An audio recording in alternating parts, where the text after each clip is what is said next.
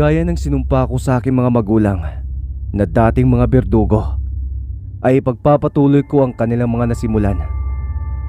Lilipulin ko ang lahat ng mga aswang at masasamang mga laman lupa na magtatangkang guluhin ang ating bayan at saktan ang ating mga kababayan, Kapitan. Kagaya ni na Inay at Itay, ay kaya ko ring ibuhis ang aking buhay para lamang maprotektahan kayo.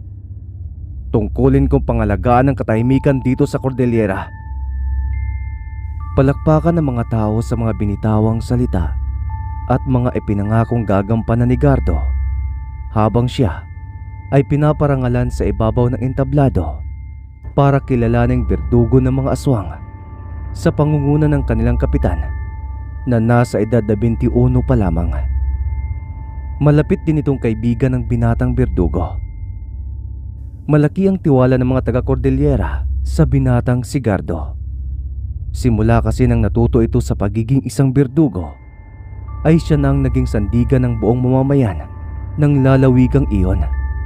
Kapag may problema sila patungkol sa mga masasamang nilalang na gumagambala sa mga ito. Salamat, Gardo. Noong mga bata pa tayo, ay alam ko na at nararamdaman na may potensyal ka sa pakikipaglaban. Dahil noon pa man, ay ikaw na ang tagapagligtas ko sa mga pareho nating mga bata na gusto akong bulihin at bugbugin. Kaya hindi na ako magtataka kung naging isa ka na ngayong ganap na berdugo ng Cordillera. Nako, hindi naman. Naturuan lang kasi ako ng aking mga magulang bago sila pumanaw. Kaya may kaunti akong kaalaman sa pakikipaglaban. Saka isa pa, Kapitan Butong, ikaw rin naman eh. Nakitaan ko rin na kaya mo humawak ng isang barangay dahil kaya mo kaming pamunuan kapag may mga aktibidad sa paaralan, lalo na kapag may patimpalak. Ngayon ay napatunayan mo na rin ang iyong kausayan dahil sa pagiging kapitan mo rito sa ating lugar. Talagang may abilidad ka sa pakikipaglaban, Gardo, na namana mo sa iyong mga magulang. Kaya huwag ka nang kumontra. Ganon din naman ako eh. Namana ko sa aking ina at ama ang talento ko sa paghawak ng isang barangay at hindi ko iyon pinagkakaila. Natigil lang ang usapan ng dalawa nang magtawanan ang mga tao sa ibaba ng entablado. Imbis kasi na parangal ang kanilang idinadaos, ay napunta sa bulgara ng mga namanang katangian ng kanilang kapitan at berdugo na may malalim na pagkakaibigan. Natawa na lamang sila sa huli, saka ipinagpatuloy ang kanilang kasiyahan. Naging sentro ng mga mata ang kanilang barangay ng mga aswang at tiktik dahil sa halos araw-araw na may nabubuntis sa kanilang lugar. Masarap kasi sa pang-amoy ng mga tiktik ang mga sanggol na nasa sinapupunan pa lamang ng kanilang ina. Samantalang ang mga aswang ay espesyal na pagkaing nakahain ang mga sanggol na bagong panganak pa lamang. Iyon ang madalas na inililigtas ni Gardo, ang mga buhay, ang mga babaeng buntis at malapit ng manganak. Pagkatapos ng parangal kay Gardo, ay dumiretso na ang mga ito sa gymnasium kung saan nakalatag sa mahaba at maraming lamesa ang mga pagkain ng kanilang pagsasaluhan. Nagmistolang fiesta ang araw na yon dahil mismong araw din kasing iyon ay kaarawan ng binatang berdugo, kaya ganun na lamang karami ang inihanda nilang pagkain. May mga lechon pa sa tigi-isang lamisang pahaba, kaya naman napaka-engrande ng kanilang handaan. Tuwang-tuwa ang lahat ng residente dahil sa kauna-unahang pagkakataon ay ngayon lang sila nakaranas ng ganoon kalaking salo-salo. Yung tipong pagkatapos nilang kumain ay pwede pa silang mag-take out. Wala namang pakialam si Kapitan Butong sa mga pagkain maski anong gawin ng kanyang mga mamamayan sa kanyang pook, dahil ang importante sa kanya ay napapasayan niya ang mga ito kahit sa simpleng pamamaraan lamang. Iyon ang ugali ni Kapitan Butong na hinahangaan ng lahat, lalong-lalo na si Gardo, dahil sa pagiging mapagbigay nito sa kapwa at hindi mahirap lapitan. Iba ka talaga, Butong. Isti Kapitan pala. Walang kupas ang pagiging busilak ng iyong kalooban, maski nasa posisyon ka na. Hindi malabong mangyari na balang araw ay ikaw na ang pumalit sa alkalde-mayor natin ngayon. Mas makunat pa sa buwaya yun at hindi man lang mahingian ng tulong. Sigurado ako na malaki ang tsansya mong matalo si Mayor sa susunod na eleksyon. Kaya ngayon pa lang binabati na kita. Huwag ka munang pakakasiguro, Gardo. Saka isa pa, pag-iisipan ko muna ang bagay na yan. Malayong mas mahirap ang trabaho ng isang alkalde kaysa sa isang kapitan, no? Baka hindi ko kayanin dahil kaunti pa lang ang karanasan ko. May iba ako, Gardo. Kumusta naman ang binabantayan mong buntis sa kabilang kanto? May umaaligid pa din bang aswang o di kaya tik-tik sa labas ng kanilang bakuran gabi-gabi? Simula na magsaboy ako ng mga asin at bawang sa kanilang mga bintana, ay wala na daw nagtangkang lumapit. Pero hindi pa ako sigurado kung talagang tinatantanan na siya. Kaya mamayang gabi habang nagkakasiyahan ng lahat, ay pupuslit muna ako para bisitahin ang buntis. Ganon ba? Uy, ikaw ang bahala. Basta kung kailangan mo ng makakasama magsabi ka lang. May mga tanod ako na pwede kong utusan. O di kaya ako na lang mismo ang sasama sa'yo. Nako, wag na. Kaya ko naman ito Ang mga tao na lamang ang intindihan mo, Kapitan. Yung mga tanod mo pala, pagbantayan mo muna ng maigi sa labas ng gymnasium habang hindi pa tapos ang kasiyahan. Kamo saka na sila magpakalasing kapag nakauwi na ang lahat ng residente sa kani-kanilang mga bahay para walang maging problema. Areglado, Gardo. Nakakaalat na sila. Hindi naman namin pwedeng pabayaan ang seguridad ng ating mga bisita at baka may makasalising mga aswang at mayanggaw pa sila. O siya, maiwan na muna kita dito at magpapakita muna ako sa mga tao. Okay, Kap. Sumaludo pa ang dalawa sa isa't isa bago naghiwalay ng landas. Natutuwa talaga ang kalooban ni Gardo dahil sa naabot na ng kanyang kaibigan. Hindi na kasi ito gaya ng dati na gusgusin at iyakin kapag inaasar at inaapi ng kanilang mga kababata. Pagdilim ng paligid ay kaagad na kumilos si Gardo para puntahan ang dalagang buntis na kanyang binabantayan. Isang tiktik kasi ang gumagambala rito kaya hindi niya pwedeng pabayaan. Pagdating niya sa bakuran ng mag-asawa ay nakita niya mula sa itaas ng puno ng niyog ang isang nilalang na mahaba ang buhok at parang dugo ang kulay ng mga mata habang nakatitig sa bahay ng mag-asawa. Nagtago muna si Gardo sa madilim na lugar, saka pasimpleng binunot ang isang matalas na punyal sa kanyang tagiliran. Sakto namang dumungaw ang babaeng buntis sa bintana ng kanilang bahay. Doon siya nakita na naglalaway na tiktik, kaya mabilis itong lumundag mula sa itaas ng niyog pabagsak sa harapan nito.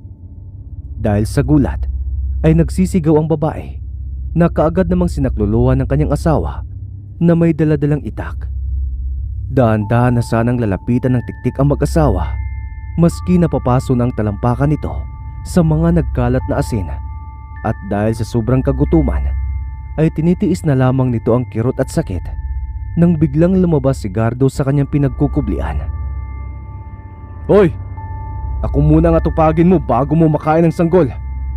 Dahil kung hindi mo ako papansinin, ay papatulan pa rin kita at papatayin. Sa sinabing iyon ni Gardo, ay nilingon lamang siya ng lalaking tiktik sa kanginitian. Pero nagpatuloy pa rin ito sa paglapit sa mag-asawa. Dahil naman sa pag-aalala sa mag-ina at sa pagnanais na protektahan ng mga ito, ay lumabas ng bahay ang lalaki saka sinugod ang tiktik. Hoy! Dun! Huwag kang lumabas! Naku naman nalinti ka na! Mabilis na inundayan ng taga ng binata ang tiktik, subalit wala namang kahirap-hirap siyang sinakal nito. Akma na sanang tutusukin si Dundun sa kanyang tiyan sa may bandang pusod ng gutom na tiktik. Pero hindi ito natuloy dahil sa pagkabitaw nito sa kanya sa lupa. Nangisay naman bago napadapa ang tiktik, at doon pa lamang nakumpirma ni Dondon na may nakabaong kutsilyo sa batok nito na naging sanhi ng kamatayan. Uli, huwag kang susugod ng pabarabara ha, Dondon. O lilain mo lang ng maagang magiging anak mo eh. Hindi ba sinabi ko sa iyo na ako nang bahala sa buhay ng iyong mag-ina? Kaya magtiwala ka sa akin dahil hindi kita bibiguin. Humingi naman ng paumanhin kay Gardo ang lalaki, saka nagpasalamat. Inakay niya ito pabalik sa kanilang bahay dahil sa napilayan ito sa paa. Masama kasi ang pagkakabagsak nito sa lupa nang mabitawan siya ng tiktik. Natupok naman ang apoy at naging abo na rin ang tiktik ng mga sandaling iyon. Kaya wala na ang bangkay nito sa tapat ng bahay. Pagkapasok ng bahay ay muling binili na ni Gardo ang mag-asawa na mas damihan pa ang mga asin at nilikdik na bawang na isasaboy nila sa paligid ng kanilang bahay para sa kanilang seguridad. Hindi lang nag-iisa ang mga tiktik, marami rin sila. Kaya sa hindi na pagbalik ng kanilang kasama ay tiyak na may ibang magkaka-interes sa iyo, Mildred, at sa iyong magiging anak. Kaya mas magdubli ingat kayo. Tumango naman kaagad ang mag-asawa, saka sumagot ng magalang sa binatang berdugo. Pagkatapos ay nagpaalam na rin ito sa kanila. Habang lumilipas ang mga araw, ay mas lalong nahirapan si Gardo sa kanyang tungkulin. 3 na kasi ang buntis na kanyang binabantayan ng gabi-gabi. Pero ang naunang babaeng buntis na si Mildred, na malapit ng mga anak, ay milagrong tinatantanan siya ng mga tiktik. Subalit imbis na matuwa siya dahil mababawasan na ang kanyang mga binabantayan, ay nagkamali pala siya. Dahil mas lalo siyang dapat na maging alerto dahil sa nabalitaan niyang masama. Pinagbabawalan na raw ang mga tiktik na gambalain si Mildred dahil malaki na ang tiyan nito at malapit nang maisilang ang sanggol. Binawalan sila ng isa sa mga hari o pinunong aswang na naghahari sa kagubatan. Doon pa lang ay alam na ni Gardo ang binabalak ng haring aswang na iyon sa mag-ina. Pero hindi niya iyon hayaang mangyari sa abot ng kanyang makakaya, maski buhay pa niya ang kapalit. Alam naming nahihirapan ka na, Gardo. Kaya tutulong kami sa pagroronda at pagbabantay sa mga buntis dito sa ating lugar. Lalo na't may banta ang isa sa mga haring aswang sa dalagang si Mildred. Maski hindi mo sabihin, ay ramdam kita, Gardo. Magkababata tayo, kaya alam ko na ang likaw ng bituko mo. Pasensya na, Kapitan. Pero totoo ang mga sinasabi mo. Ang hirap din palang maging berdugo. Akala ko madali lang. Sa mga ganitong sitwasyon pala ay napakahirap. Kailangan ko na sigurong gamitin ang palakol ni Ama na gawa sa paa ng isang higanting tikbalang. Kung ano ang mas nararapat at nakabubuti ay siyang gawin mo, Gardo. Nasa likod mo lang kami, nakasuporta. Pero ang tanong, madali lamang ba yung gamitin? Madali lang, Kapitan Butong. Pero ang mahirap ay ang pagganahin ng kapangyarihan nito. Bakit? Sa papaanong paraan mo ba ito magagamit? Kailangan kong hanapin ang kuta ng mga tikbalang na kaibigan ng aking ama at patunayan sa kanya na karapat-dapat ba akong tagapangalaga ng kanyang paa na nililok bilang isang makapangyarihang palakol. Subalit natitiyak ko na may hihingiin siyang pabor para mapatunayan ko ang bagay na yon, at yun ang hindi ko pa alam. May tutulong ba kami? Sabihin mo lang at gagawin natin para magtagumpay ka. Wala, Kapitan. Ang tanging hilingin ko lamang sa inyo ay ang inyong kooperasyon. Bukas na bukas din kasi ay maglalakbay ako papuntang paanan ng bundok. Pero hindi ako dadaan sa gubat para hindi makalata mga tiktik at mga aswang. Iikot ako kaya medyo matatagalan ako sa aking lakad. Kung maaari sana ay dublihin niyo sana ang pagbabantay sa mga buntis habang wala ako. Ipapanalangin niyo rin sana ang aking tagumpay at makabalik ng ligtas. Maski hindi mo sabihin, ay tungkulin din naming pangalagaan sila, Gardo. Dahil ako ang punong barangay dito kaya kargo ko rin sila. Kaya huwag ka nang mag-alala sa bagay na yan at ipanatag ang iyong kalooban. Mag-focus ka muna ng mabuti sa iyong gagawing misyon para magtagumpay ka. Hala, umuwi ka na at magpahinga para may lakas ka bukas sa iyong pinaplanong paglalakbay. Mag-iingat ka lang, kaibigan. Salamat, kaibigan kong Kapitan. O siya, maiwan ko na kayo rito. Iniwan ni Gardo ang mga tanod at si Kapitan Butong na panatag na ang kalooban. May tiwala naman kasi siya sa pamamahala ni Butong, kaya nagagawa niyang ipanatag ang kanyang kalooban. Isa pa, wala pa itong sinabi na hindi niya ginawa at tinupad. Ipinagpatuloy naman ni Kapitan Butong ang pagroronda. Imbis na batuta ang hawak ng mga ito, ay napalitan ng matatalas na itak dahil hindi naman basta-basta pangkaraniwang nilalang ang kanilang binabantayan. Ang mga barangay tanod ay naiiwan sa bakuran ng mga bahay ng may mga buntis para makasigurado ang mga ito sa kanilang mga kaligtasan. Mabuti na lamang at lumipas ang buong magdamag na walang umaataking tiktik at mga aswang sa mga babaeng buntis, at iyon ang laking pasasalamat ni Kapitan Butong sa kanya naalala si Gardo. Mag-iingat ka, Gardo. Mag-iingat ka. Pagkatapos gumayak, ay nag-umpisa ng baybayin ng binatang berdugo ang landas papuntang paanan ng bundok. Doon kasi sa lugar na yon, ang sinabi ng kanyang yumaong ama na kinaroroonan ng lagusan papuntang kaharian ng mga tikbalang.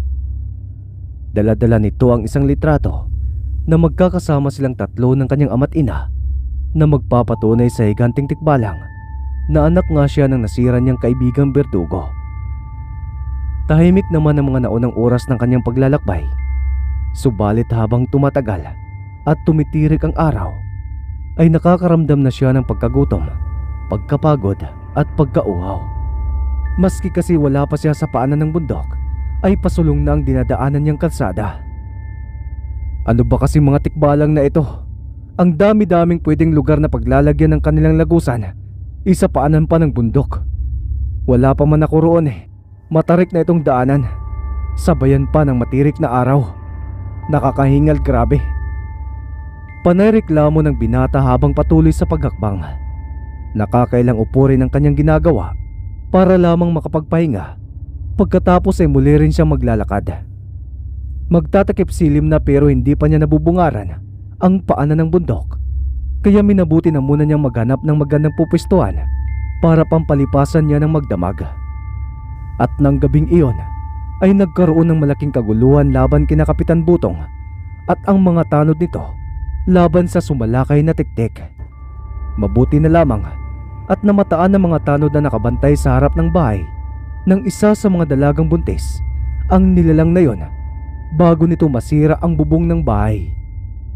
Pinagbabato nila ito at ang ibang mga residente ay may daladalang mga sibat, kaya sinubukan nila itong pinatamaan ng mga palaso. Pero nagagawa lamang nitong saluhin ng tiktik ang kanilang mga bala. Nakaisip naman ng isang paraan si Kapitan Butong.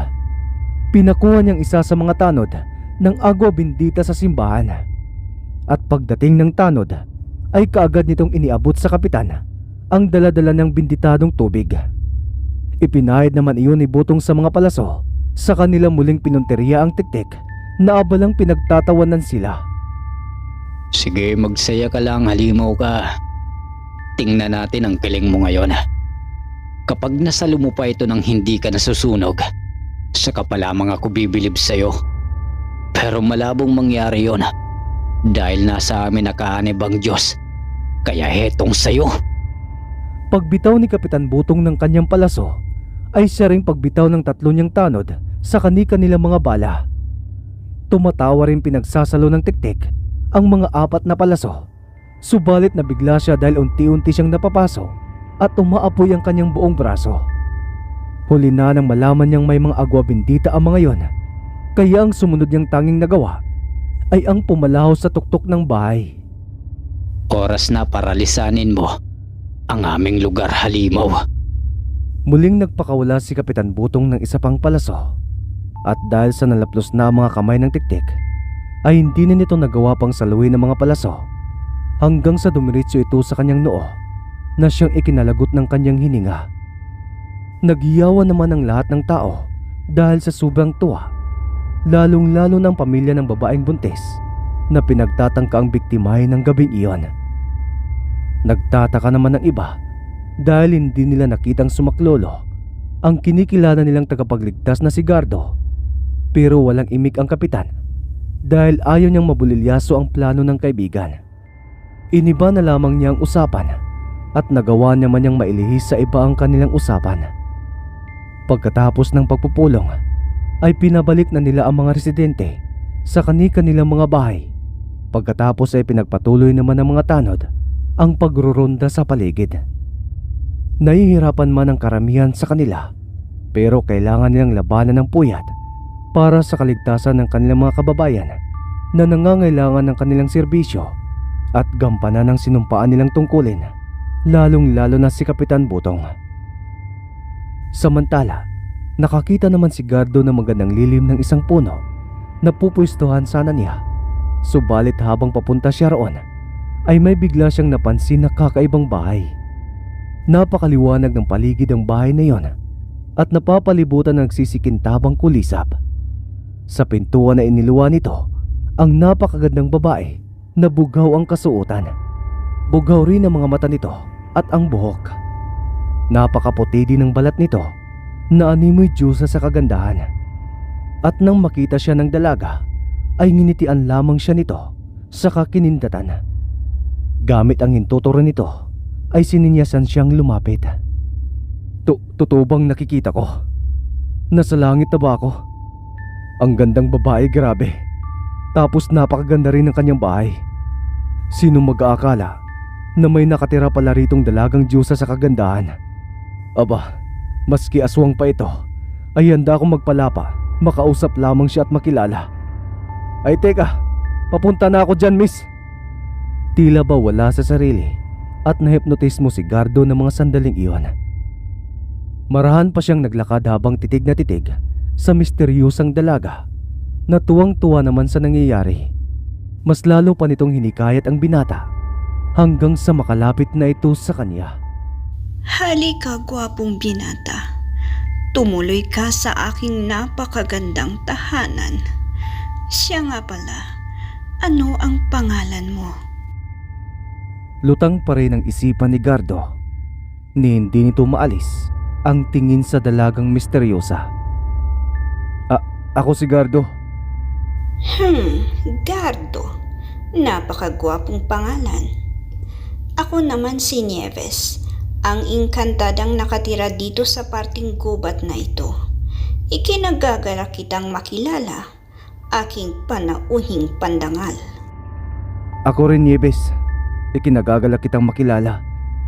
Napakaganda mo, Nieves. Ikaw ang pinakamagandang babaeng nakilala ko. Huwag kang mag-alala dahil simula sa araw na ito ay hindi na tayo maghihiwalay. Magsasama na tayo pang habang buhay, Gardo. Tila bigla na lamang nagising si Gardo mula sa pagkakatulog nang sumagi sa kanyang isipan ng kanyang ama na binibigkas ang pangalan ni Nieves. Hanggang sa naalala na niya ang bilin ng kanyang ama patungkol sa engkantada. Ayon sa kanyang itay, ay may engkantadang nagngangalang Nieves ang nakatira sa gilid ng kalsadang matarik papunta sa paanan ng bundok. Dagdag pa ng kanyang ama, ay matagal na itong naghahanap ng makakatuwang sa buhay. Iwasang dampian daw ng kanyang halik dahil kapag nangyari iyon, ay hindi ka na makakalabas sa kanyang bahay at pag-aari ka na niya ng panghabang buhay. Ang tanging paraan lamang para hindi ka tuluyang mahalikan ng engkantadang si Nieves, kapag nakawala ka na sa hipnotismo ng kanyang kagandahan, ay ipikit lamang ang mga mata dahil kainsultuhan iyon sa kanya. Tila ba ipinabatid mong wala kang gusto sa kanya at hindi ka nagagandahan kaya magagalit ito at magwawala. Kapag tumahimik na ang paligid at sa muling pagmulat ng mga mata, ay mawawala na ito kasama ng kanyang tahanan at matatagpuan mo na rin ang iyong sarili sa gilid ng gubat. At nang malapit ng dumampi ang mga labi ng engkantadang si Nieves sa bibig ni Gardo, ay dali-dali nitong ipinikit ang kanyang mga mata at nakita naman iyon ng engkantada, kaya nainis ito at nagalit. Pare-pareho kayo talagang mga lalaki. Ipaparamdam ninyong magagandahan kayo sa akin at nagkakagusto. Subalit kasinungalingan pala ang lahat. Mga paasa! Mga paasa! paghihimutok ng engkantada hanggang sa ito'y maglaho na parang bula kasama ng kanyang tahanan. Dahan-dahan namang idinilat ni Gardo ang kanyang mga mata. Saka lang niya napatunayan na tama ang mga bilin sa kanya ng yumaong ama. Muntik na. Salamat ay sa mga iniwan mong habilin sa akin. Salamat din Panginoon ko sa paggabay lagi. Alam kong andyan ka lang at pinagmamasdan ako. Bumalik ang binata sa lilim ng punong kahoy na kung saan naroon ang mga kagamitan niya para ituloy ang naudlot na pagpapahinga. Tumatak sa isipan niya ang kagandahan ng dalagang engkantada, subalit ayaw naman niyang iwan ang responsibilidad niya sa mga taga-Cordillera na kanyang sinumpaan. Humilata muna siya at sumandal sa katawan ng punong kahoy na pinagsilungan habang nakamasid sa alapaap. Sa kakaisip ng mga kung anong mga bagay-bagay ay hindi niya namalayan ang sarili na nakuha na niya ang kanyang antok. Bumigat ang talukap ng mga mata hanggang sa tuluyan na itong nakatulog ng mahimbing. Hindi pa man tuluyang sumisilay ang liwanag ng araw ay nag-umpisa ng muling tinahak ang matarik na daan ni Gardo. Maya-maya lang kasi ay muli na namang aalinsangan ang lugar kapag nakataas na ang araw, kaya kailangan niyang magmadali dahil tiyak na hihingalin siya kapag naabutan pa siya sa pasulong na kalsada. Mga 3 oras pa ang kanyang nilakad hanggang sa gumuhit sa kanyang mga labi ang isang ngiting tagumpay dahil sa wakas ay nasilayan na niya ang paanan ng bundok. Sa sobrang taas ng kanyang inakyat ay nalulula na siya kapag napapatingin siya sa pinanggagalingan at halos mas mataas na rin siya sa mga ulap. Grabe, napakataas na pala na nilakbay ko. Kung hindi pa ako nakarating dito sa paanan ng bundok at napapalingon sa aking pinanggalingan, hindi ko pa malalaman na parang lalagpas na ako sa langit. Gandang-ganda ang binata sa pinapanood niyang tanawin. Ang mga naglulutangang mga ulap na dinadama pa niya kapag dumadampi sa kanya ay parang nare-relax ang kanyang sarili. Panandalian tuloy niyang nakalimutan ang misyon sa lugar. Pakiramdam niya ay lumilipad siya kapag nakakalagpas na ang ulap sa kanyang katawan. Napapapikit pa siya ng mga mata dahil talagang ninanamnam niya ang banayad ng mga ulap at para nitong inaalis ang kanyang pagod. Mga ilang minuto ding namayapa ang isipan ni Gardo, subalit kailangan na niya itong putulin dahil sa nakaatang na misyon sa kanyang balikat. Salamat sa bahagyang pagdamay sa akin kalikasan, pero kailangan ko na ulit maglakbay para hanapin ang lagusan ng mga tikbalang papunta sa kanilang kaharian. Marami kasing naghihintay sa akin at nangangailangan ng aking tulong, kaya kailangan ko nang umalis. Muli, salamat kaibigang kalikasan. At muling naglakad si Gardo para hanapin ang lagusan. Wala siyang ideya ng mga sandaling yon kung saan ito makikita dahil wala naman siyang maalalang nasabi sa kanya ng ama. Naglakad-lakad pa siya at nagmasid-masid sa paanan ng bundok.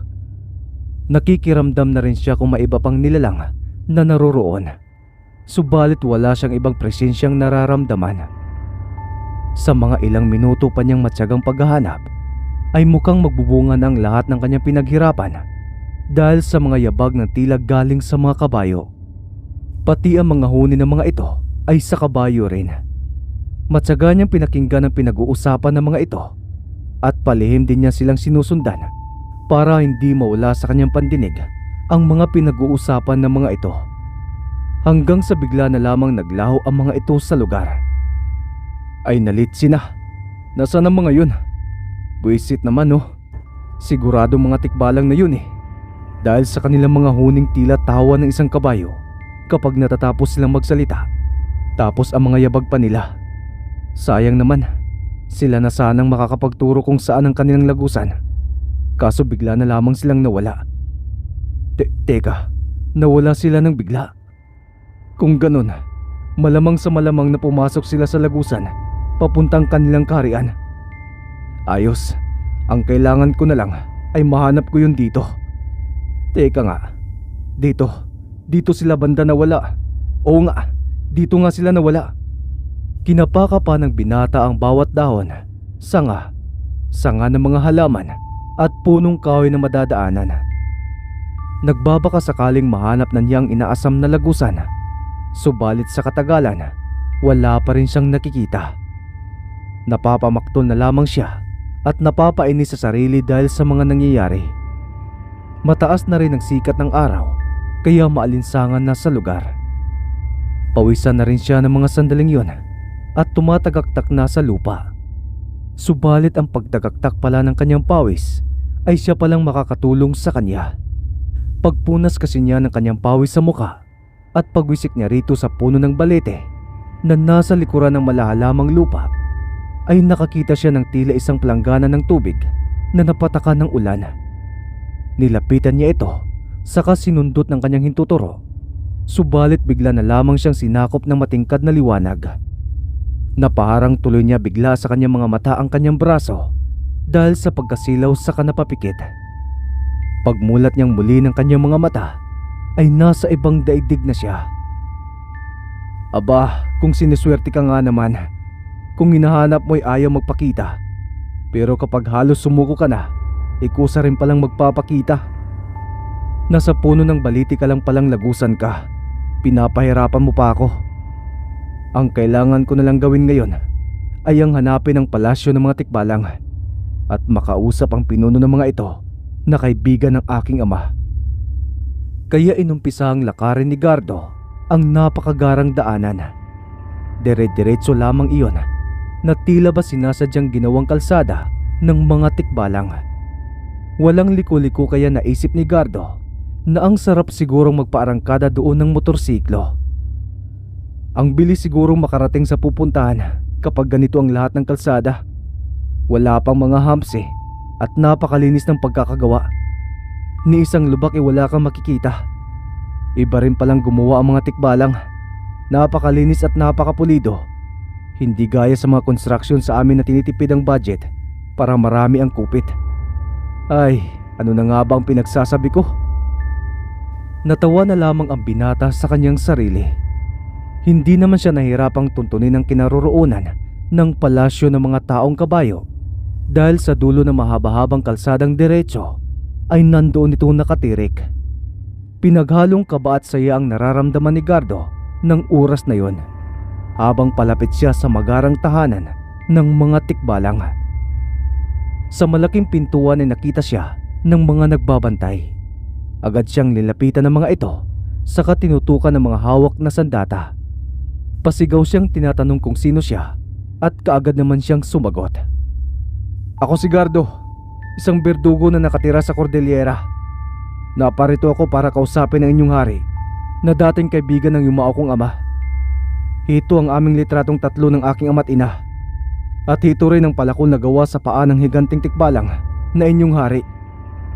Nakatutok pa rin ang mga armas ng mga tikbalang kay Gardo habang isa-isang inilalabas ang mga katibayan sa dala niyang bag. Tiningnan muna ng mabuti ng mga tikbalang ang mga bagay na yon.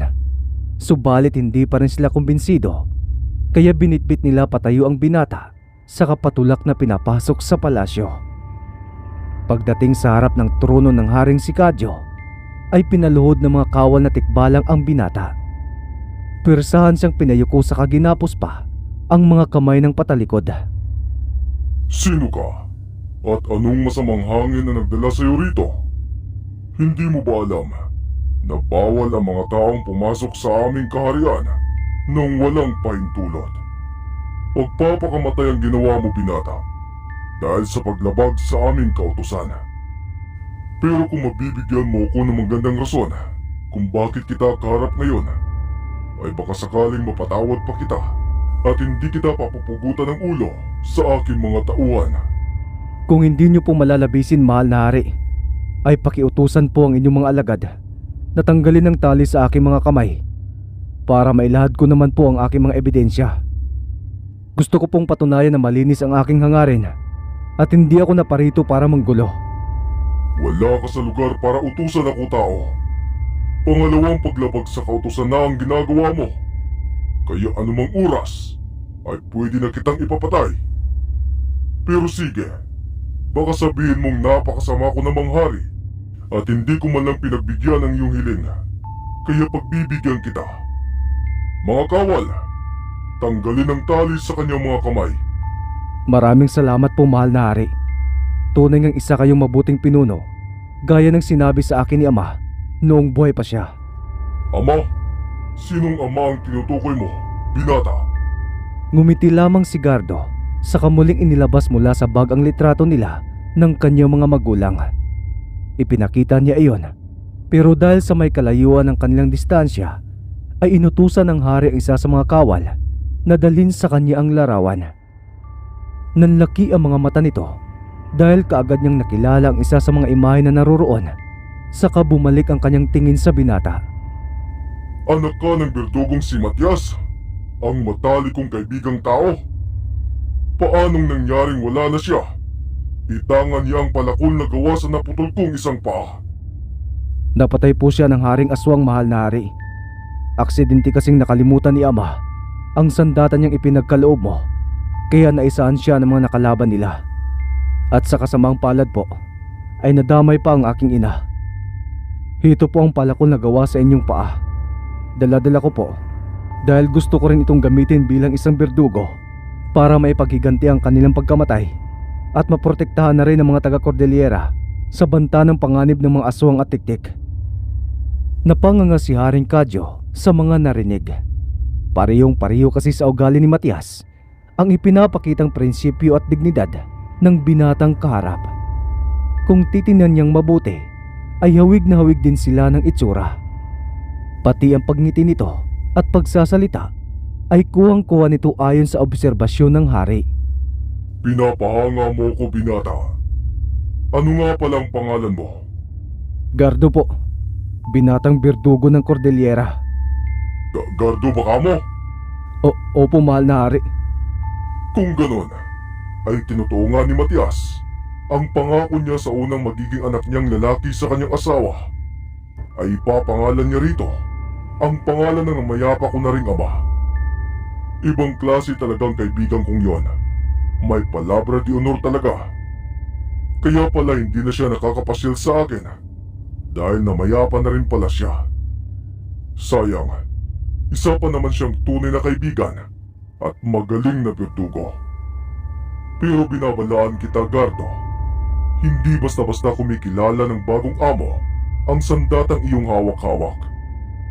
Maski ang ama mo noon ay muntikang sumuko sa aking pagsubok.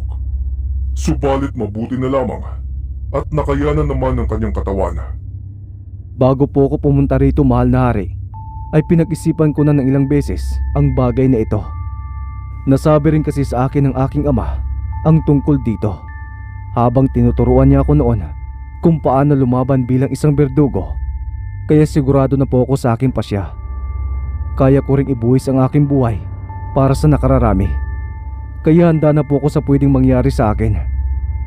Tunay ngang anak ka ni Matias dahil wala kayong pinagkaiba. Kuwang-kuha mo ang kanyang asal at ugali. Sige, pero bago natin umpisahan ang pagsubok, ay magpapakilala muna ako sa iyo, Gardo. Ako si Haring Kadyo. Ikinagagala ko po kayong makilala, Haring Kadyo. Karangalan ko maging kakilala ng isang kagaya ninyong butihing hari ng mga tikbalang. Ganoon din ako sa iyo, Gardo. Karangalan ko ring makilala ang anak ng matalik kong kaibigang si Matias. Bueno, umpisa na ba natin ang pagsubok? Handa na ba ang iyong katawan? Handang-handa na po ko, Haring Kadyo. Pakiusap ko lang na kung maaari ay sunugin nyo na lamang ang aking bangkay kapag nabigo ako sa pagsubok na aking kakaharapin. At huwag nang ipabalita pa sa iba ang mangyayari. Dahil sa ipinapakitang determinado ng binata, ay wala nang nagawa pa ang hari kung hindi ang umpisahan ng pagsubok. Ipinaangat niya ang sandatang palakol sa binata, sa kanya sinalinan iyon ng kanyang kapangyarihan. Dumaloy sa katawan ni Gardo ang napakalamig na enerhiya na tila gusto siyang patigasin nito ang buo niyang katawan at gawin siyang yelo. Nakaramdam siya ng matinding sakit mula sa kanyang mga ugat papuntang puso, utak at iba pa niyang mga laman loob na tila nag-uumpisa ng tumigas, subalit pilit niya pa rin iyong nilalabanan. Tatagal ang nararamdaman mong panlalamig, Gardo, ng ilang minuto. At kapag nakayanan mong tiisin ang sakit at makalagpas ka sa paninigas ng hindi mo naibaba ang iyong nakaangat na kamay at hawak-hawak pa rin ang sandata, ay nakalagpas ka na sa pagsubok. Kikilalanin ka na nitong bagong tagapangalaga. Labanan mo, Gardo. Kaya mo yan. Isipin mo ang mga taong umaasa sa iyo at isipin mo ang pangako mo sa iyong ama. Tuparin mo dahil si Matias ay hindi marunong sumira ng pangako. Kaya lumaban ka, Gardo! Dahan-dahang ipinikit ng binata ang kanyang mga mata na tila ba nangihina na. Gusto na niyang sumuko, pero pinapatatag siya ng mga masasayang alaala ng kanyang nakaraan, kasama pa niya ang mga magulang. Nag-aalala naman si Haring Kadyo sa nangyayari. Kung pwede nga lang niyang itigil ang ginagawa, ay ginawa na niya. Subalit ayaw niyang labagin ang sarili niyang kautusan. Nananalangin at umaasa na lamang siya sa milagro at katapangan ni Gardo na malalampasan nito ang pagsubok ng pagsasali ng kapangyarihan sa kaibuturan nito. Inay, Itay, bigyan niyo po ako ng sapat na lakas para malampasan ang pagsubok na ito. Panginoon ko, muli akong lumalapit sa inyo. Tulungan po ninyo akong mapagtagumpayan ang pagsubok kong ito. Kailangan po ako ng mga tao para iligtas sila sa mga salot na aswang at mga tiktik. Nagsusumamo ako, Panginoong Diyos. Bigyan mo ako ng pagkakataong patunayan ang aking sarili na nasa panig ako ng kabutihan. Kayo na po ang bahala sa akin. Halos 2 minuto pa ang tumagal bago natapos ang pagsubok. Lahat ng tikbalang ay hindi umiimik, pati na si Haring Kadyo, habang hinihintay ang resulta mula sa binata. Subalit ang lahat ay nabigla nang dahan-dahang bumabagsak sa sahig ang katawan ng binatang nakapikit pa rin ang mga mata. Gardo! Labis na pag-aalala ng hari ang nararamdaman niya sa binata. Hindi na rin kasi nito maramdaman ang kanyang presensya. Mukhang nabigo ang binata at binawian na ito ng buhay. Napapailing na lamang ang higanting hari sa nangyari. Napahawak pa ito sa noo at nalungkot sa mga nangyari. Patawad, Matias, kaibigan ko. Hindi ko nagawang iligtas ang buhay ng iyong anak. Natigil lamang ang pagdadrama ng mga tikbalang nang isa-isang nagsigalawan ang mga daliri sa kamay ni Gardo. Marahang nagmulat ng mga mata ang binata, saka dahan-dahang iniangat ang katawan para umupo. Pagkalingon niya kay Haring Kadyo ay ngumiti ito saka sumaludo. Pisting bata ka. Pinag-alala mo kami. Akala ko talaga na paano ka na. Mananagot ako nito sa ama mo eh. Pasensya na po kayo kung napag-alala ko kayo, Haring Kadyo. Nagising po kasi ako sa mausok na lugar eh. Bigla akong tinawag ng pamilyar na boses. Paglingon ko, si ama ang nakita ko. Natutuwa raw siya dahil sinusundan ko ang kanyang mga yabag bilang isang berdugo. Sinabi niya rin sa akin na sabihin ko raw sa iyo na patawarin mo raw siya dahil hindi kanya muling nadalaw pa dahil sa masamang nangyari sa kanya. Magkagayon man ay hindi ka pa rin daw niya kinalimutan bilang isang matalik na kaibigan maski nasa kabilang buhay na siya. Salamat din daw dahil nakilala ka niya at ngayon ay ako naman na anak niya ang binigyan mo ng pagkakataon para magamit ang sandatang palako na iyong ibinigay. Ayun, pagkatapos niyang sabihin ng lahat ng yon ay naglaho na siya na parang bula. Tapos ako naman, napapikit ng kusa ang mga mata at nang magmulat uli ako ng mga mata ay nandito na ako at nakahiga. Nagawa pa talagang gamitin ka ni Matias para makahingi ng tawad sa akin. Ibang klase talaga ang iyong ama. O mas magandang sabihin ibang klase talaga kayong mag-ama. Subalit pinakaba mo ko kanina, lintik ang bata ka. O siya, ayusin mo na ang iyong sarili at ipaghaanda ka namin ng mga pagkain para manumbalik ka agad ang iyong lakas. Wow! Pagkain! Yes! Napayaka pa ang binata sa mga tikbalang na nagdala sa kanya sa loob ng palasyo. Sa kanya pinasalamatan ang mga ito. Natutuwa naman si Haring Kadyo dahil pati asal at kilos nang makalagpas si Matias sa pagsubok ay nakikita niya uli ngayon sa binatang berdugo na si Gardo. Halos natikman lahat ni Gardo ang mga putaheng inihain sa kanyang harapan. Wala siyang pinalampas ni isa, kaya napapatawa na lamang ang mga tikbalang. Marunong din kasi magluto ang mga ito ng mga masasarap na pagkain ng mga tao dahil tinuruan sila noon ni Matias. May mga tikbalang na rin kasing umalis ng palasyo dahil sa sila ay nagsipag-asawa na ng mga karaniwang tao. Tinalikuran nilang pagiging isang tikbalang para sa kanilang magiging pamilya. Kaya rin kasi nilang magpalit ng wangis bilang isang tao para makapanligaw ng mga dalagang kanilang matitipuhan. Wala naman kasi sa kanilang batas o kautosan na bawal silang umibig sa mga normal na tao. Subalit ang mahigpit na ipinagbabawal ay hindi nila pwedeng itira ang mga mapapangasawa nila sa mundo ng mga tikbalang. Kaya mas pinili nilang mamuhay ng simple sa labas ng lagusan kasama ang kanilang mga minamahal. Grabe, ang sasarap na mga luto ninyong pagkain, Haring Kadyo. Ibang klase talaga.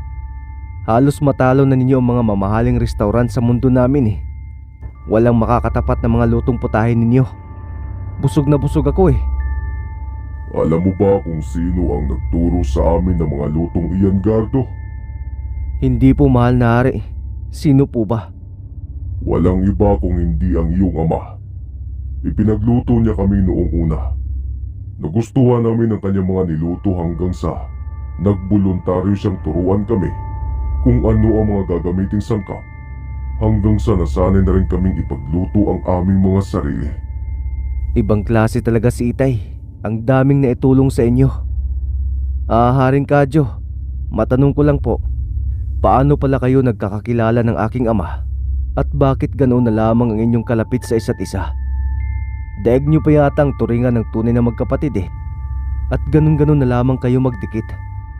Mahabang kwento, Gardo. Saka ko na lamang ipapaliwanag sa iyo. Dahil mukhang kailangan mo nang umalis. May mga naghihintay sa iyong mga buntis, hindi ba? Ay, oo nga po pala. Kailangan ko na ngang umalis, mahal na hari. Pero pangako babalik ako rito at makikipagkwentuhan uli. Tapos titikman ang masasarap ninyong luto. Lahat kasi ng talento ng aking ama ay ang pagluluto ang hindi niya naituro sa akin eh. Bukas ang lagusan ng aming kaharian para sa iyo, Gardo. Anumang oras na iyong nanaisin ay pwede kang bumalik dito. Tandaan mo ang kakayahan ng iyong sandatang palakol. Nasabi ko ng lahat ang dapat mong malaman patungkol dyan. Huwag ka lang lilihis ng landas kung ayaw mong kami mismo ang iyong makakalaban. Hindi po, mahal na hari. Sige po, mauuna na ako. Baka kung napano na ang aking mga kababayan. Mag-iingat ka, Gardo. Mga kawal, samahan siya papuntang lagusan at siguraduhin ang kanyang kaligtasan. Maraming salamat po, Haring Kadyo. Hanggang sa muli. Pinasakay ng isa sa mga kawal na tikbalang sa kanyang likuran ang binata. Nakasubaybay naman ang dalawang sumusunod sa kanilang magkabilaang tagiliran. Para siyang prinsipe kung ituring ng mga ito. Kaya namang tuwang-tuwa ang kalooban ni Gardo. Pagdating nila sa bungad ng lagusan, palabas ng kaharian ng mga tikbalang, ay nagpapasalamat si Gardo sa tatlong naghatid sa kanya doon. Masaya naman siyang kinausap ng mga ito. Pagkatapos ay saka siya lumusot sa lagusan palabas. Hinigop siyang muli ng liwanag at dinala siya nito sa paanan ng bundok. Yun oh, nakabalik din sa wakas. Mga kababayan ko, sana walang nangyaring masama sa inyo. Pabalik na ako, kaya kaunting tiis na lang. Agad na ngang lumarga ang binata at mas mabilis na siyang makakabalik dahil pababa na ang kanyang tinatahak na kalsada. Dahil din sa enerhiyang ipinagkaloob sa kanya ng Haring Kadyo, ay hindi na siya mabilis na mapagod, kaya dire-diretso na ang kanyang paglalakbay. Maaga pa naman ang mga sandaling yon, kaya sigurado siyang bago sumapit ang dilim, ay makakarating na siya sa kanilang puok kung wala na siyang pagpapahingahang gagawin. Mabilis na lumipas ang mga oras hanggang sa magdadapit hapon ng muli. Medyo maliwanag pa ang paligid at hindi pa tuluyang lumulubog ang haring araw ay nag-umpisa ng umatake ang dalawang tiktik sa magkaibang buntis na babae. Nagulantang ang mga tanod lalong-lalo na si Kapitan Butong dahil sa mas lalong pagiging agresibo ng mga kampo ng kadiliman. Maski may araw pa ay nagagawa na ng mga ito ang umatake at maghasik ng lagim. Mabuti na lamang at may mga nakakalat na mga asin at bawang sa mga bakuran ng mga bahay kung saan may buntis na nakatira. Kaya hindi kaagad sila nalalapitan ng mga tiktik. Nahati naman sa dalawang pangkat ang mga barangay tanod. Ang grupo namang sinamahan ni Kapitan Butong ay ang nagpunta sa bahay ng buntis na ginugulo ng matandang tiktik. Mas malakas kasi ang mga matatandang tiktik kumpara sa mga mas bata. Kabaliktaran sila sa mga tao na kung maituturing. Kailangan na nating magmadali. Wala ang asawa ng buntis na dalaga, kaya wala itong magpoprotekta sa kanya kung sakali. Lakad takbo ang ginagawa ng mga ito at halos hindi na sila huminga. Pagkarating nila sa lugar ay naabutan nila ang matandang tiktik na nagpupumilit na lapitan ang bahay. Panay sigaw naman ang babaeng buntis dahil sa sobrang takot. Mabuti na lamang at hindi naman ito dinudugo dahil kung sakali at naamoy iyon ng ibang nilalang ay mas lalo itong malalagay sa panganib. Iha, kumalma ka na at baka makunan ka pa. Nandito na kami, si Kapitan Butong ito. Hoy, ikaw matandang tiktik, kami ang harapin mo. Bago mo masali ng sanggol sa sinapupunan ng dalagang iyan, ay dadaan ka muna sa aming mga bangkay. Hinarap naman sila ng matandang tiktik at gaya ng mga nauna nilang nakasagupa at napaslang ng mga kalaban ay pinagtawanan ulit sila nito. Pero aminado silang hindi basta-basta ang isang ito dahil may katandaan na nga ang pangangatawan dahil sa kulubot nitong balat. Pero matipuno pa rin naman ang hubog ng katawan nito saka makisig pa rin tumitindig. Sinabi ng tiktik kila Kapitan Butong na ang lalakas naman ang loob nilang bulabugin ang kanyang ginagawa at makialam. Binantaan pa niya mga ito na kapag hindi pa sila umalis ay mapipilitan siyang idamay sila sa kanyang papatayin. Hindi kami natatakot sa iyo, matandang tiktik ah. Marami kami at nag-iisa ka lang. Umalis ka sa bayan namin at lubayan ang mga buntis dito kung ayaw mong matulad sa mga nauna mo ng mga kasamaan.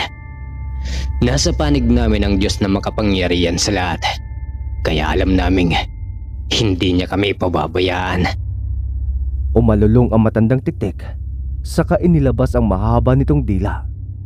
Mas lalong naging nakakatakot ang wangis nito dahil sa nagtutulisang mga ngipin habang tumutulo ang malapot niyang laway. Mabilis nitong sinugod ang magkakasama, subalit alerto din ang mga ito na kaagad nagpaulan ng mga palaso papunta sa matandang tiktik. Subalit wala namang makagawang patamaan ang mabangis na nilalang na yon. Hanggang sa isa sa mga tanod ay nahampas nito ng malakas kaya bumalandra ito sa lupa. At dahil sa lakas ng pagkakabagsak ay bahagyang napilayan ng tanod na yon, dahilan para mawalan ito ng malay. Agad naman itong sinakluluhan ng kasama nitong mga tanod, subalit sila naman ang pinunteriya ng tiktik. Mga kasama, aatakin na siya sa inyo. Napasabunot na lamang sa sariling buhok ang kapitan dahil sa posibilidad na pwedeng mangyaring masama sa kanyang mga barangay tanod. Napailing na lamang siya na makalapit ito sa kanila at akma na silang susugurin. Subalit biglang natigilan ng tiktik sa pag-atake nang may tumamang kakaibang armas sa kanyang tiyan, kasabay ng paglitaw ng isang binata na nagpalaki sa mata ni Kapitan Butong. Gardo? Ikaw na ba yan? Sumilay ang saya sa mukha ni Kapitan Butong, lalo na nang bumagsak sa lupa ang matandang tiktik na nahati na sa dalawa ang katawan habang unti-unting nababalutan ng yelo. Ako nga, Kapitan Butong. Kumusta kayo? Pasensya na at medyo natagalan ako ha. Muntik patuloy kayong mapahamak. Hindi rin makaimik ang mga tanod dahil sa bilis ng pangyayari. Napatakbo naman si Kapitan Butong saka tumigil sa harapan ng binatang berdugo. Pinasadahan niya muna ito ng tingin ng mabuti Sa kanya ito niyakap. Subalit panandalian lamang iyon dahil biglang naisip ni Kapitan Butong ang isa pang babaeng buntis na nangangailangan ng kanilang tulong. May isa pang nanganganib ang buhay, Gardo. Alam mo kina Aling Ikang? Oo, Kapitan. Sa kabilang kanto iyon, hindi ba? Oo, doon nga. Ang dalagang anak ng yumaong si Mang Kanor ang nasa panganib ang buhay. Madali ka at baka hindi mo na maabutan pang buhay. Susunod na lamang kami. Dadalin pa namin ang isa kong tanod sa klinika para magamot.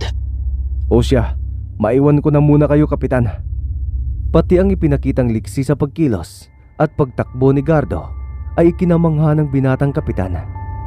Nakita rin niya ang kakaibang palakol na hawak ng binata at doon niya napagtantong nagtagumpay ito sa kanyang misyon na buhayin muli ang kakaibang sandata na minanas sa ama nito na dati ring berdugo ng Cordillera. Wasak na ang bahay ng babaeng buntis habang ang asawa naman nito ay pilit na pinapaalis ang tiktik sa pamamagitan ng pagwasiwas nito sa hawak na itak nang madatnan sila ni Gardo.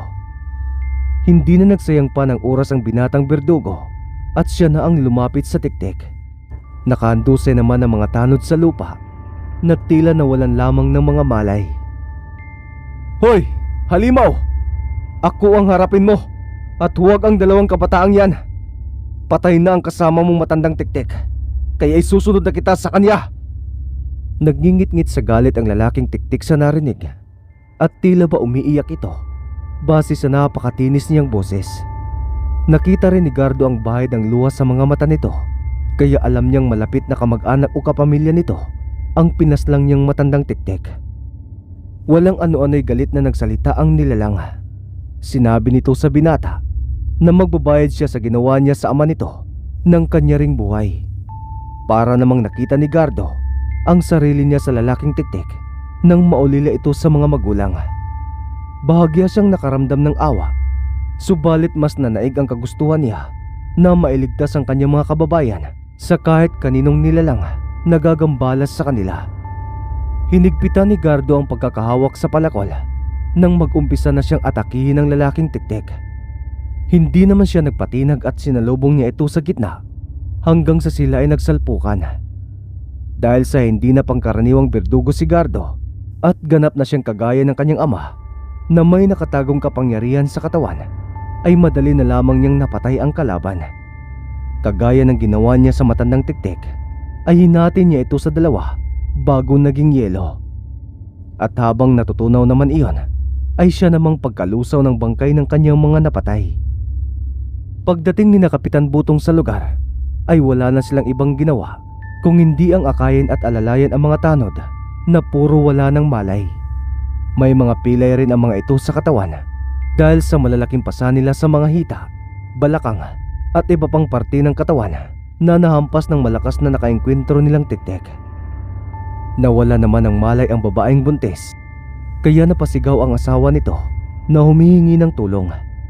Kaagad naman siyang sinakluluhan ni Gardo, saka walang kahirap-hirap niyang binuhat ang babaeng buntis, saka dinala sa klinika.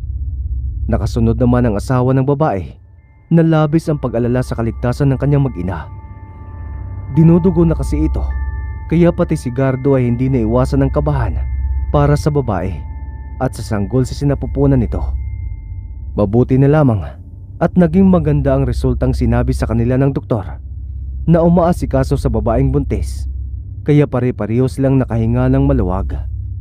Laking pasasalamat ang asawa nito kay Gardo na walang pagsidla ng tuwang nararamdaman ng mga oras na yon. Nagpaalam na rin si Gardo dahil may nagsabi sa kanyang isang tanod na pumunta siya sa barangay hall dahil may mahalagang sasabihin sa kanya si Kapitan Butong. Nakipagkamay muna siya sa asawa ng babaeng nagdadalang tao, saka siya umalis. Naabutan ni Gardo si Kapitan Butong na mag-isa at nakaupo ng tahimik na tila ba may malalim na iniisip sa harap ng barangay hall. At nang makita siya nito, ay kaagad itong tumayo saka siya kinausap ng may pag-alala. Gardo, sa nangyaring pagdurugo ng buntis na dalagang dinala mo sa klinika, ay paniguradong marami sa kanyang nakaamoy at natakam na tiktik sa sanggol na nasa kanyang sinapupunan. Tinitiyak kong sa gabing ito ay may mga lulusob pang mga tiktik at baka hindi lang sila iisa o dadalawa pang bababa para maggasik ng lagim lalo na't hindi na din nakabalik ang kanilang mga kasamahan. Ano sa palagay mo ang maganda nating gawin, Gardo? Kapitan, kung tamang ang inyong kutob, ay dapat lamang na maganda tayo. Pero hindi na kayo lalaban. Anong ibig mong sabihin, Gardo? Hahayaan na lang ba nating lapain ng mga tiktik ang mga kaawa-awang sanggol na hindi pa nasisilayan ang ganda ng mundo? Abay, hindi ako makakapayag dyan. Maski buhay ko pa ang kapalit, makaligtas lamang ang mga buntis ay gagawin ko. Cargo di konsensya ko sila, Gardo. Dahil ako ang kapitan dito. Oh, relax ka lang, Butong. At baka mapano ka pa. Paano ako makaka-relax? Parang naduduwag ka na yata. Hindi ganaw ang ibig kong sabihin, kaibigan kong kapitan. Makinig ka muna kasi sa akin. Ikaw talaga, oo. Ang ibig kong sabihin, huwag na kayong lumaban. Bantayan na lamang ninyo at ilikas dito sa Barangay Hall ang lahat ng kababaihang buntis para makita nyo sila ng mabuti. Ako naman, haharapin ang mga susugod na tiktik ng mag-isa. Baka tututol ka na naman, Kapitan Butong. Napansin mo naman, hindi ba? Hindi na ako isang ordinaryong berdugo na lamang.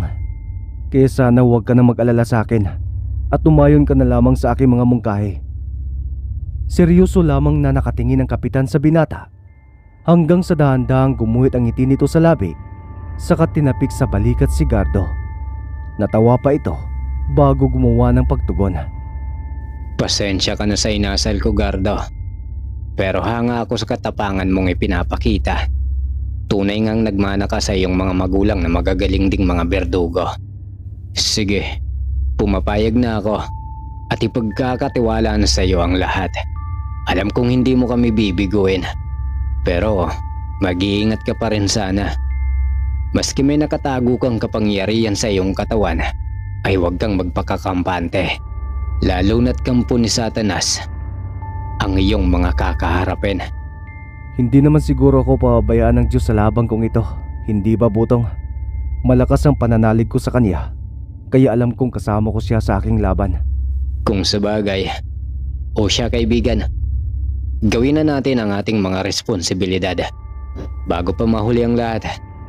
Ngayon din mismo ay dadalhin na namin sa Barangay Hall ang lahat ng buntis na babae. Kasama na ang dinala mo sa klinika. Magpapasama na lamang ako ng isang doktor para may tumitingin sa kanila. O siya, Kapitan, alis na din ako at mag-aabang sa bukana ng ating pook ng mga susugod na mga tiktik. Magkaiba ng tinahak na direksyon ang magkababata. Nagpasama naman ang kapitan sa kanyang mga natitirang tanod na hindi napuruan para ilikas ang mga buntis sa Barangay Hall. Si Gardo naman ay matyagang nagmamasid at nakikiramdam sa paligid ng kanilang pook. Tanging ang kakaiba niyang sandata ang kasama ng mga sandaling yon. Pagsili ng liwanag ng buwan ay saka pa lamang nagsimulang makasagap ng mga napakaraming presensya na pawang mabibigat ang binata. Alam niyang ito na ang mga tiktik na kanyang pinakahihintay. Humanda kayo sa akin, mga salot at tiktik kayo. Uubusin ko kayo ngayong gabi at gagawing parang ice candy ang inyong mga katawan. Tingnan lamang natin ang inyong mga tapang sa makapangyarihan kong sandata. Napapangiti pa si Gardo habang napapatingin ito sa mahiwagan niyang palakol. May mga pagkakataong sinasaluduhan din niya ito at tinahalikan sa hawakan. Maya-maya lamang ay mga yabag na ang kanyang mga sumunod na naririnig. May mga kaluskos din sa ibabaw ng kabahayan at naaaninag niya mga hubog ng mga ito mula sa sinag ng buwan. Sa harapan ng mga magkakasamang tiktik ay may nakatayong isang kalbong lalaki. Maskulado ang pangangatawan nito at brusko kong kumilos. Seryoso rin ang mukha nito at nangingit-ngit ang mga matatalas niyang ngipin. Hanggang diyan na lamang kayo, mga tiktik. Hindi ko kayo papayagang makapasok sa aming pook. Bago ninyo magawa yan, ay labanan ninyo muna ako. At kapag napatay niyo ako, ay malaya na kayong gawin ang naisin ninyo sa mga buntes. Matapang ka, binata. Baka hindi mo kilala kung sino ang nasa harap mo. Ako ang pinakamalakas na klase ng mga tiktik at kinikilala nilang pinuno. Ako, si Haring Rosco. Wala akong pakialam kung ano o sino ka, kalbo. Basta hindi ko kayo papapasukin dito sa aming pook. Hanggang dito lamang kayo sa bungad. Kung mahal nyo pang inyong mga buhay, ay lisanin nyo na lamang ang lugar namin at maghanap ng hayop na bibiktimahin sa gubat. Huwag na kayong maminsala ng mga taong walang kalaban-laban dahil ako ang makakalaban ninyo at hindi ko kayo uurungan. Napaslang ko ng iba sa inyo, kaya huwag na kayong magmatigas pa.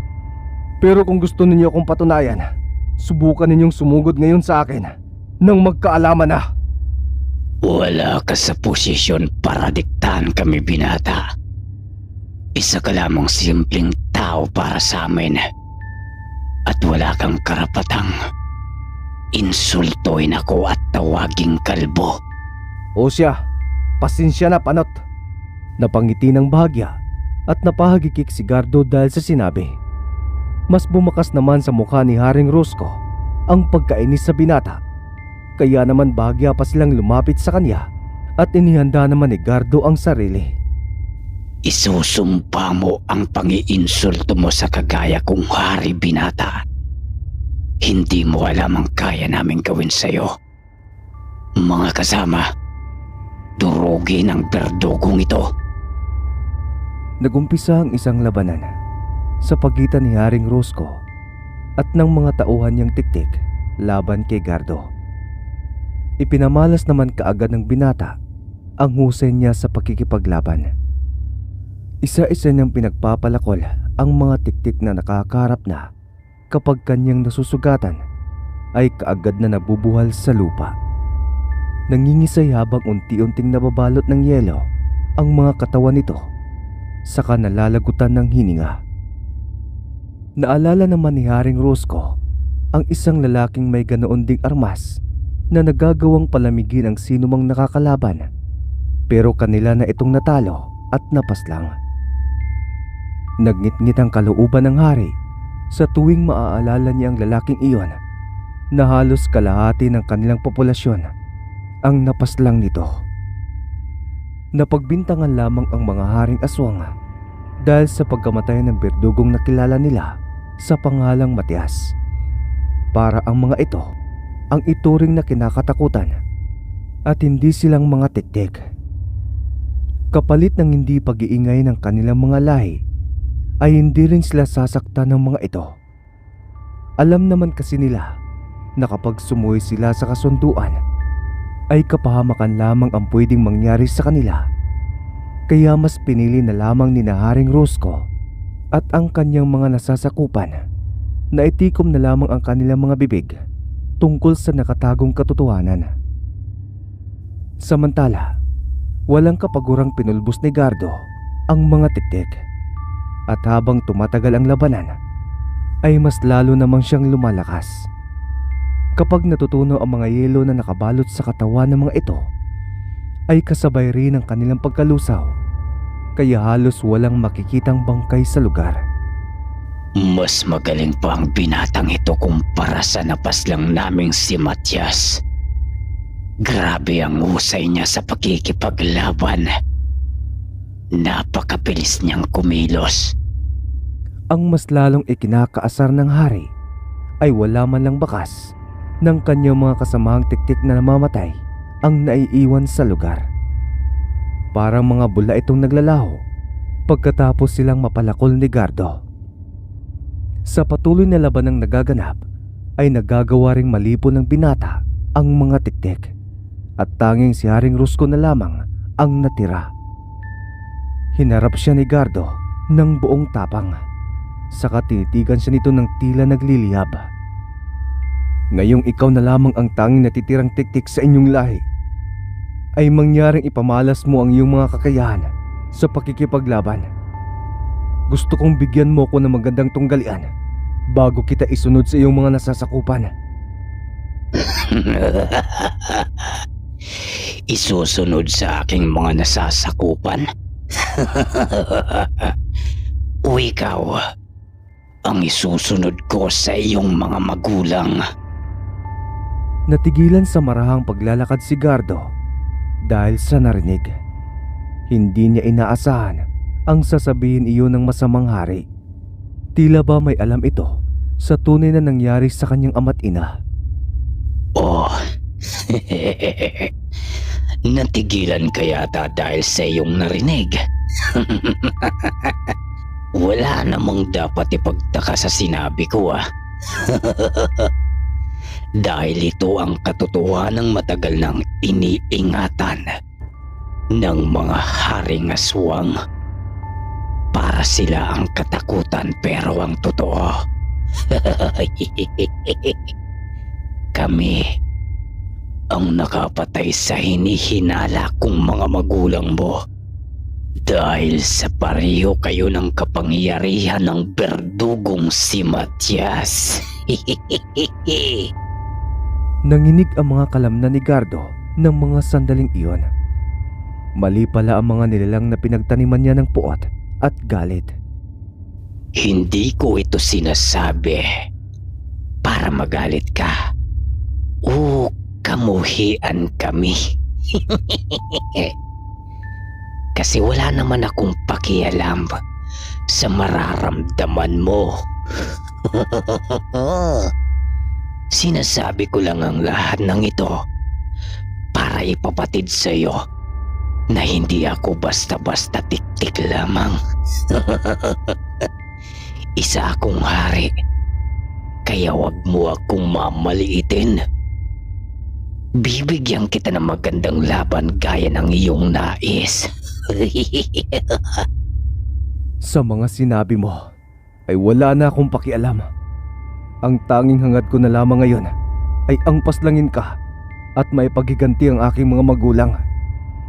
Pero salamat pa rin sa pag-amin mo sa akin ng katotohanan. Ngayon ay pwede ka nang mawala dito sa aming mundo at pumunta ka sa karapat-dapat mong kalalagyan. Nagumpisa na ngang umatake si Gardo at mas lalo pa siyang lumiksi, kaya nahirapan si Haring Rusko na sundan siya ng tingin. Kasing bilis ng kidlat kasi ito kumilos na anumang oras ay pwedeng tumama sa hari ng mga tiktik. Magkagayon man ay nagpakawala na nga na patsyambang pagsuntok si Haring Rusko. Walang kasiguraduhang pag-atake na tanging sa swerte lamang umaasa. Subalit tatlong magkakasunod na sapak ang tumama sa kanyang pisngi. Pagbagsak niya sa lupa ay mabilis siyang sinabunutan ni Gardo, saka pabalibag ulit na iwinasiwas sa lupa. Sa lakas nito ay halos tumalbog ang katawan ng hari. Hindi pa nakontento si Gardo sa kabrutalang ginagawa niya kay Haring Rusko at sinibak pa niya ang mga tuhod nito, saka isinunod ang mga siko. Tinadtad niya ang magkabilaang hita nito, saka ang magkabilaan ulit na braso. Kalunos-lunos ang sinapit ng hari sa kamay ng galit na binatang birdugo para ipaghiganti ang mga magulang. Sa mga sandaling iyon ay nagsisisi tuloy ang Haring Rusko na kung bakit pa niya ipinagtapat ang katotohanan. Hindi na sana niya sinapit ang ganoong pagpapahirap sa kanya ni Gardo. Haring Rusko, ngayon na nabigyan kita ng magandang laban, pwede na ba kitang tuluyan? O mas gusto mong tumagal muna ang iyong buhay? Parang awa mo na, Berdugo. Paslangin mo na ako. Hindi ko na kaya. At halos magkusa ng kumalas ang aking kaluluwa sa aking katawang aswang. Kaya kung may natitira ka pang awa, ay pitilin mo na ang aking buhay. Huwag kang mag-alala, Haring Rusko. Dahil unti-unti ka na rin namang magiging yelo. Kaya maya-maya lamang ay matutupad na ang iyong pakiusap. Pero sa ngayon, namnamin mo muna ang sakit ng iyong mga sugat. Paalam. Berdugo, magbalik ka. Tapusin mo na ang paghihirap ko. Berdugo, maawa ka. Subalit hindi na siya nilingon pa ni Gardo. Pasipol-sipol pa itong nilisan ang lugar. Dumiretso ito sa barangay hall para sabihin kina kapitan ang magandang resulta ng kanyang pakikipaglaban. Laking pasasalamat ng mga taga-Cordillera, lalo na ang mga babaeng buntis, dahil nagwakas na ang banta ng panganib ng mga masasamang tiktik sa kanilang lugar. Huwag na muna tayong magdiwang ng buo, mga kasama, dahil hindi pa tapos ang suliranin natin sa mga mas malalakas na kampo ng kadiliman, ang mga haring aswang. Iyan ang susunod mong plano, Gardo. Siya nga pala, binabati kita sa paggagapi mo sa mga tiktik. Kung ano man ang susunod mong pasya, ay tiyak na magtatagumpay kang muli dahil sa pambihira mong kakayahan at talento. Salamat, Kapitan. Pero wala pa akong naiisip na gagawing hakbang. Mukhang papalamigin ko muna ang sitwasyon bago ko hanapin sa gubat ang mga haring aswang na yan sa kasilalipulin. Mahirap man, pero kailangan kong lakasan ang aking loob at huwag ipakita sa kanila na nakakaramdam din ako ng takot at pagkapagod. Dahil baka ito rin ang gamitin nila para papagsakin ako. Kung sabagay, o siya, ikaw ang bahala, Gardo. Gaya ng sinabi ko, ay nasa iyo ang desisyon kung ano ang mas nakakabuting gagawin mo, aming berdugo. Natapos ang usapan at bumalik na ang mga mamamayan sa kani-kanilang mga bahay. Nagpaiwan naman ang binatang kapitan sa barangay hall dahil may mga mahalaga pa itong mga tatapusing proyekto. Kasama niyang ibang mga tanod, pero si Gardo ay minabuting umuwi para makapagpahinga. Nakakaramdam pa rin naman kasi siya ng pagod at antok, kaya kailangan niya pa rin matulog.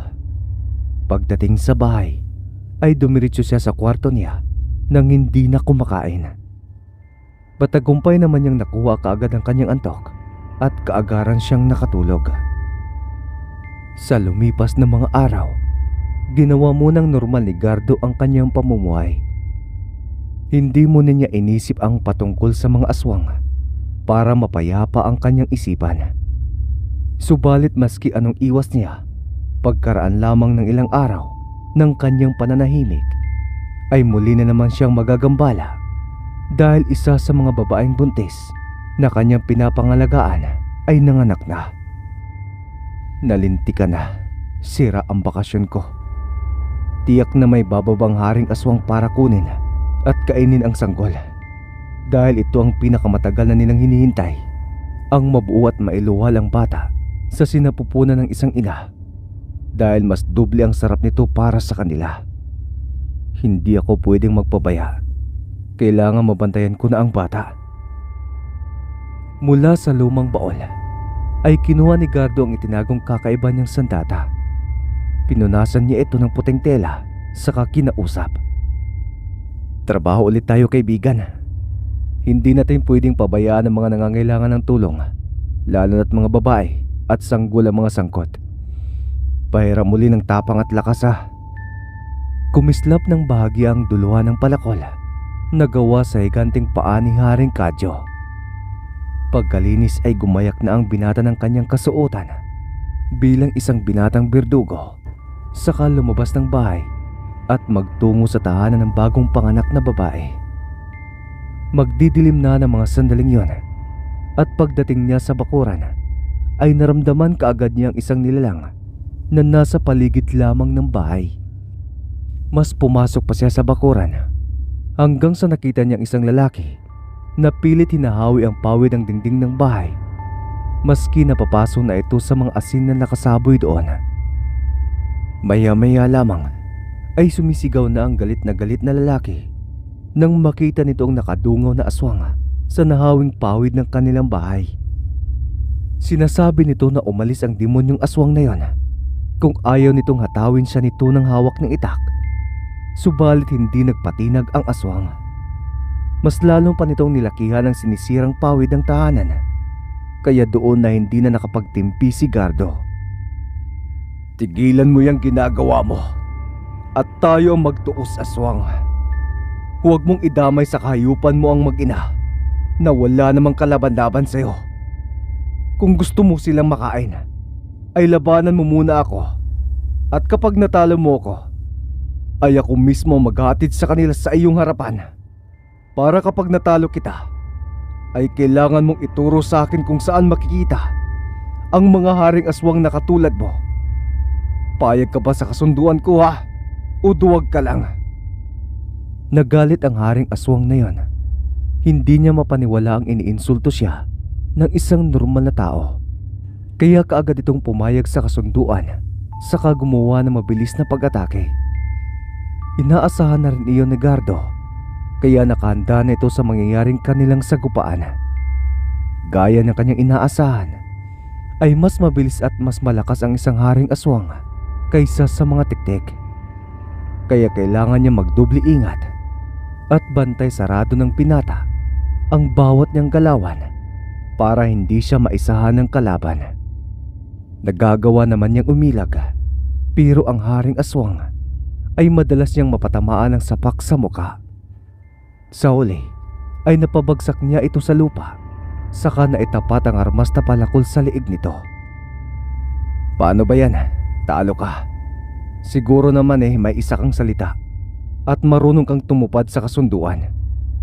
Ang pagkakaalam ko kasi ay magigiting na mga mandirigma ang mga haring aswang at hindi nila kayang baliin ang kanilang mga binibitawang salita, lalo na ang kanilang mga pangako at pakikipagkasundo. Tama ba ako, kaibigan? Tumango ang haring aswang, saka muling napasulyap sa nakatirik na bahay. Naglalaway man dahil sa sobrang gutom, ay wala siyang magagawa kung hindi ang sundin ang ipinag-uutos sa kanya ng binatang berdugo. Sinabi nito na sasamahan niya si Gardo sa kanilang kuta. Subalit huwag na huwag siyang malilingat o magkakamali, dahil wala naman daw sa kasunduan na hindi na siya sasaktan nito at aatakihin kapag may magandang pagkakataon. Pumayag naman ang binata at sumang-ayon sa sinabi ng haring aswang.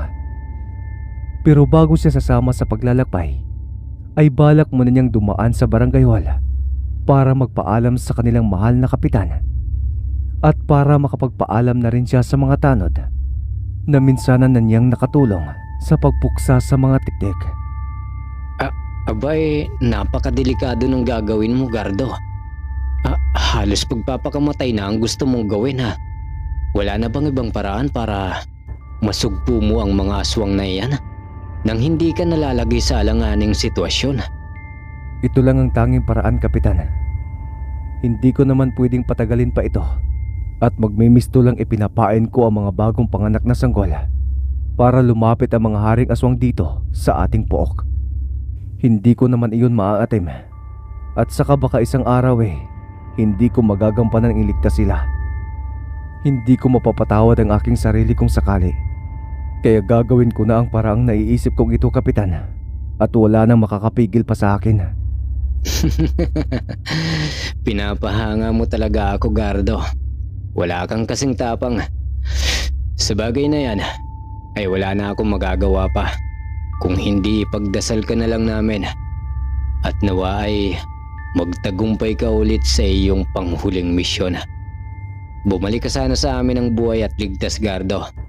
Kailangan ka pa namin bilang tagapagligtas. Hindi ko may papangako, kapitan.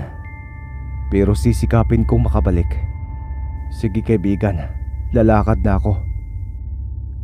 Pagkatalikod ni Gardo, ay siya namang pagsunod niya sa haring aswang na naghihintay sa kanya mula sa may hindi kalayuan. Dumiretso sila sa gubat at habang naglalakbay ay paminsan-minsan silang nag-uusap. Subalit pareho silang tuso at alam nila ang kaparehong teknik na kanilang ginagamit. Ang kunin ng kalooban ng bawat isa. Mapanlin lang ang mga aswang, pero hindi ganon basta-basta nahuhulog sa patibong ang binatang berdugo. Kung sakaling makita ko ng inyong pugad, ay anumang oras pwede mo na akong atakehin. Alam mo ba na ang sekreto niyong pinakaiingatan, alam ko na. Nabigla ang haring aswang sa narinig. Tinanong nito kung anong sekreto iyon at saka lamang isiniwalat ni Gardo ang mga nalaman mula sa hari ng mga tiktik. Halos dumobli ang pamumutla ng pagmumukha ng lalaking aswang na yan dahil sa kontrobersyal na nalaman. Hindi may tatanggi sa mukha nito Napawang katotohanan ang mga narinig mula sa binata. Binalak nitong ibahin ang usapan nila. Subalit pinagtiinan ni Gardo ang paksa nilang iyon. Kaya napapatakip na lamang ang Haring Aswang dahil sa mga narinig. Natutulili ka na ba sa mismong kambugan na ginawa ng inyong lahi ha, Haring Aswang? Hindi ko alam kung magagalit o matutuwa ako kasi ginamit ninyong kamatayan ng aking ama para mas lalong katakutan kayo. Pero ang totoo ay ang mga tiktik ang nakapaslang sa kanya. Pero inako ninyo at tinakot ang mga tiktik para kayong tingalain ng lahat. Subalit ang hindi ninyo alam na ang mga tiktik mismo ay pinagtatawanan lamang kayo sapagkat ang tagumpay nila ay nagsisilbing dahilan para mas tumanyag ang lahi ninyong mga aswang. Nakakalungkot dahil bumaba ang pagtingala ko sa inyo bilang mga hari at mas tumaas pa ang tingin ko sa mga tiktik. Naaasar na ang Haring Aswang na yon, kaya mas binilisan na niya ang paglalakad.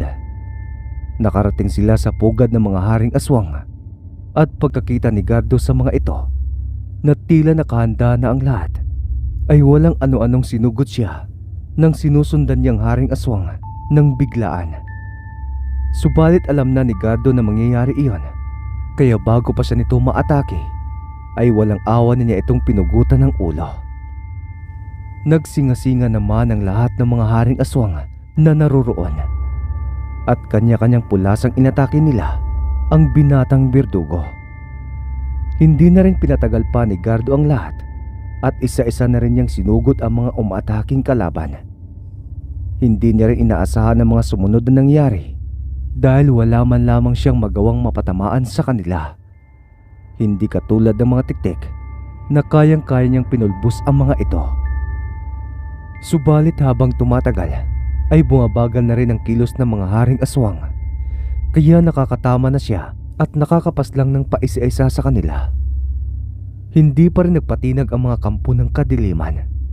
Mas naging agresibo pa sila para paslangin ang binata, lalo na ng isang bulat nito ang pinakatatago nilang sikreto.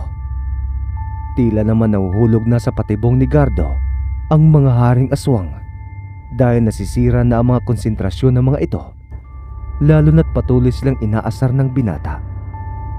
Hindi nila namamalayang paisa-isa na silang nauubos hanggang sa kakaunti na lamang sa kanila ang natitira. Paano ba yan mga Haring Aswang? Mukhang ako ang panalo sa ating labanan. Kaya pa ba ninyo o ako na ang susugod sa inyo? Kawawa naman kayo.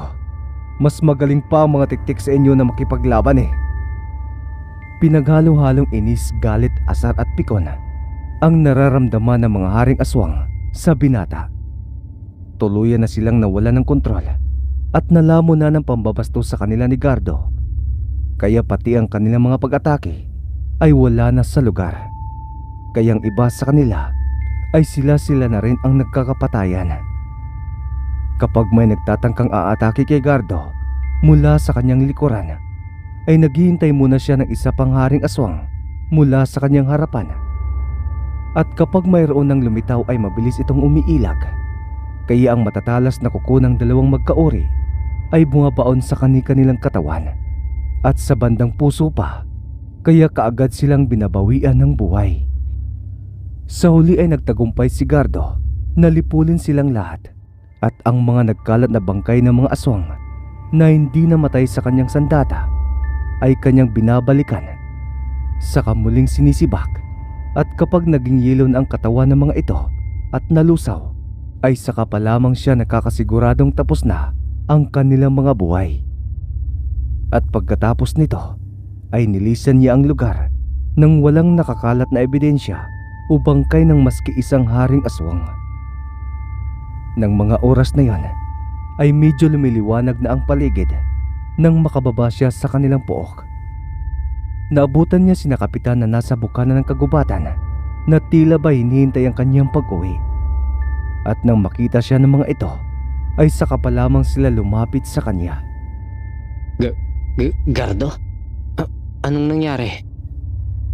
Kumusta ang mga Haring Aswang? Wala ka bang sugat? Tanging matamis na pagngiti lamang ang isinagot ni Gardo sa kapitan. Napangiti na rin si Butong dahil mukhang alam na niya ang mga nangyayaring maganda. Napatingin pa siya sa kanyang mga nasasakupan, saka nagsisigaw. Mabuhay si Gardo! Mabuhay ang ating bayani! Ligtas na tayo sa panganib at napuksa na niya ang mga salot na mga aswang. Mabuhay si Gardo! Lahat ay nakisabay sa pagsigaw ng kanilang kapitan at nagbunyi ang lahat, pati na nagsitatingang grupo ng mga tikbalang. Naggulat man ang lahat, pero agad na nagpaliwanag si Gardo sa mga taga-Cordillera na kaibigan niya mga tikbalang na iyon. Mula sa isang malaking trono, na buhat-buhat ng mga maskuladong tikbalang, ay nagpasalamat si Haring Kadyo sa kanya. Maraming salamat din po, mahal na Haring Kadyo. Kung hindi dahil sa palakol na gawa sa higanti mong paa, hindi ko makakamit ang tagumpay na ito. Ngayon ay matatahimik na ang aming puok dito sa Cordillera. Simula ng araw na yon, ay wala nang gumambalang mga kampo ng kadiliman sa lugar ni na Kapitan Butong. Ayun, natapos ko rin, mga kadiwa. Salamat palagi sa suporta at natiis niyo ang aking boses. Hayaan niyo, sisikapin po namin na hindi na po ito mauulit. Muli, maraming salamat mga kadiwa. Hanggang sa susunod ulit na kwento na ating pakikinggan.